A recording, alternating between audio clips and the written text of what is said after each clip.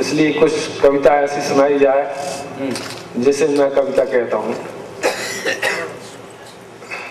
ये कविता उस समय लिखी गई जब हमारे एक बहुत ही बुजुर्ग व्यक्ति, उन्होंने कुछ आरोप लगाए किसी महान शख्सियत पर, तो दूसरे दिन उनके पुतले जला दिए गए और उनकी आवाज भी खत्म कर दी गई। वहां पर एक कविता मैंने लिखी। आरोप जब लगता है तो निराधार नहीं होता, कुछ ना कुछ तो उसमें होता है।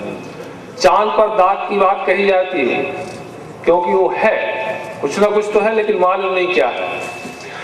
कि दिखा चांद पर काला धब्बा, कुछ ना कुछ तो है। वो कालिक है या गहरा गड्ढा, कुछ ना कुछ तो है। दिखा चांद पर काला धब्बा, कुछ ना कुछ तो है।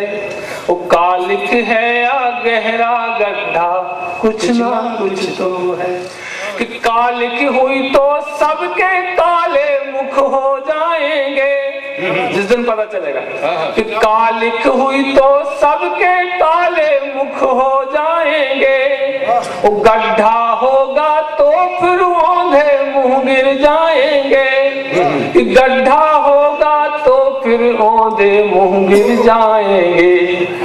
वो चंदा चौथ कलंकी हवा, कुछ ना कुछ तो है। वो कालिक है या गहरा गड्ढा, कुछ ना कुछ तो है।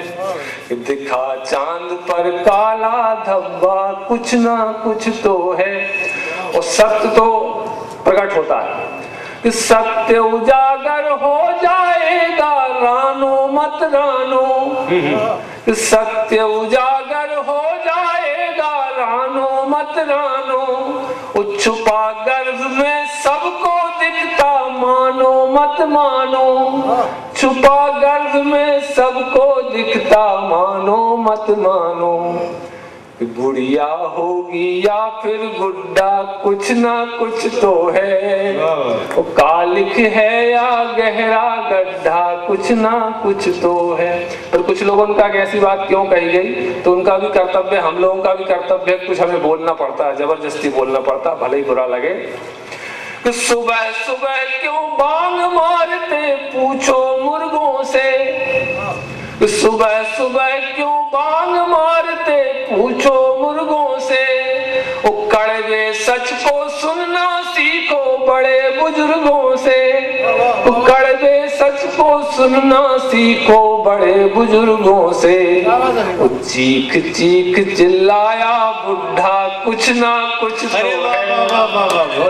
चीख चीख चिल्लाया बुढ़ा, कुछ ना